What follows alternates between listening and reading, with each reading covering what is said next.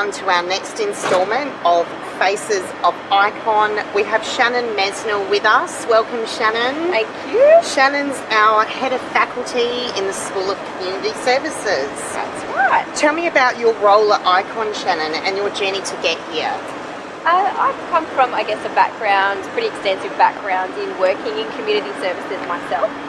So I've worked as a practitioner working with young people across lots of different kind of sectors, disabilities, mental health, alcohol and other drugs.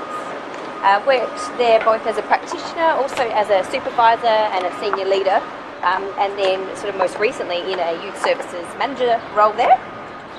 Worked in non-government, worked in government, worked actually teaching secondary school as well, so in high school too.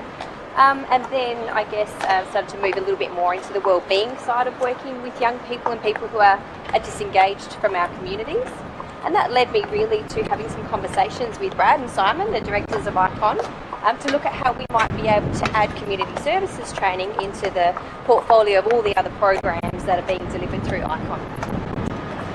So tell me about Ikon's course offering in the School of Community Services. So in community services, we've got a really broad range of programs to cover lots of different levels of operation in community services, which I think is really important.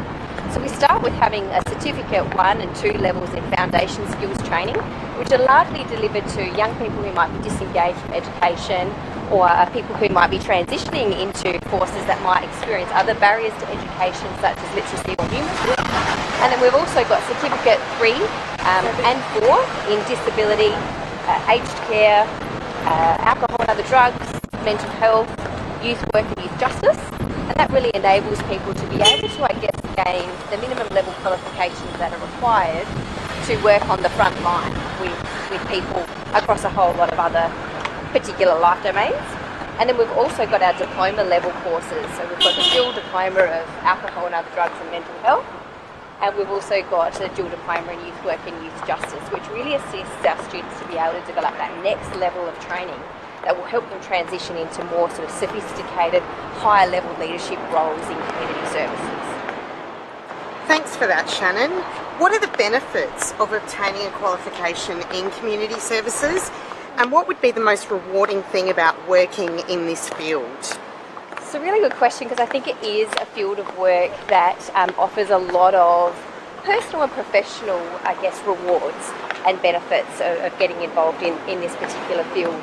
I find a lot of people perhaps come to community services because maybe in the past they have felt maybe socially excluded or disengaged from communities for some reason, and have maybe been helped or supported by somebody in a role like a youth work role or something along those lines, and really want to give back.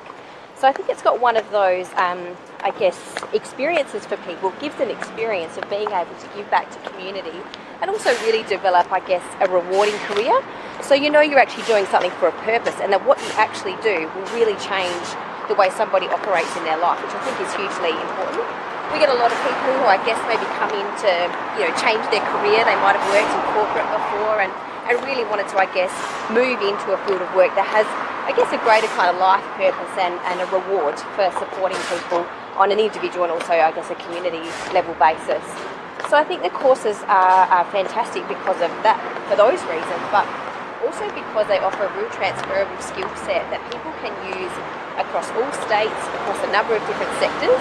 The basis of what we do teaches communication and how to engage with people. So regardless of whether you work in community services for the long term or any of those types of things, you develop some communication skills that are really transferable across a lot of other different environments as well.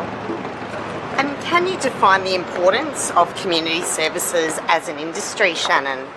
I think it's really important because community services, sits in one of the top 3 kind of areas for employment growth in our community. So we, live in a society at the moment that's moving towards globalisation and the automation of a lot of roles and services and jobs that people maybe have historically been drawn to or participated in. And a lot of those things are really starting to change, but the requirement of actually having people to service other people in the community services industry to support them is very unlikely to be eliminated. And in fact, we're really trying to make sure that we start to build, the next wave of community services workers, because we know the need will still be there. People will still continue to need the support from other people to thrive in our communities. Also, I guess the introduction of the NDIS, so the National Disability Insurance Scheme. That's a really significant change in the way that we deliver psychosocial services and a wide range of services really to people who experience disability.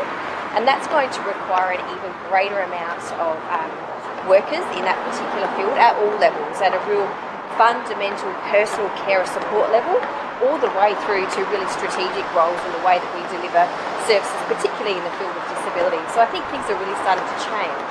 And the models of the way we do community services are starting to change from a funding perspective and a business model perspective. So the need for greater and greater staff in those fields is getting higher and higher. So we need to be really putting the effort in now to be able to create the next wave, to be able to take up those opportunities that are right upon us now as we start to roll out particular things like NDIS. Great, thanks for that, Shannon. What sort of jobs can Ikon graduates in community services expect to be working in, and how would you describe the future of community services in Australia? I think the types of roles that people will end up working in are really varied, which is fantastic, and I think that that's important for people to know. I think sometimes when people think about community services, they expect that they're going to be working with people who are perhaps the most disengaged in our communities, and that's not always the case. Whilst that might be the case in some situations, it's a really broad spectrum of things that people might be involved in.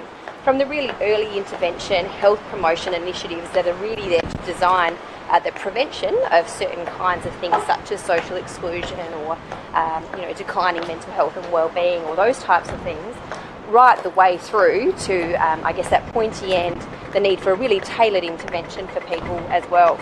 So you can expect to work in government agencies, non-government agencies, private corporate organisations, charity organisations, some of our big government agencies in corrections or in the youth space or even in the education space, disabilities, those types of things. So they're, I guess, the kind of structures that you might see yourself working in. In terms of the actual roles, you'll be working in roles such as personal support workers, support mentors, case managers, even youth work support type roles, mentoring roles. The list in terms of what you can find in terms of the types of roles that you might take on community services is really broad and really varied, and I think offers people lots of opportunities that they perhaps didn't expect when they first started to investigate what community services careers might look like for them. Thanks, Shannon. That's given us a really great summary of community services for Ikon. Thanks for joining us, and join us next week where we chat to art therapist Beck Bescu. Thanks for joining us, Shannon. Thank you. Bye. Bye.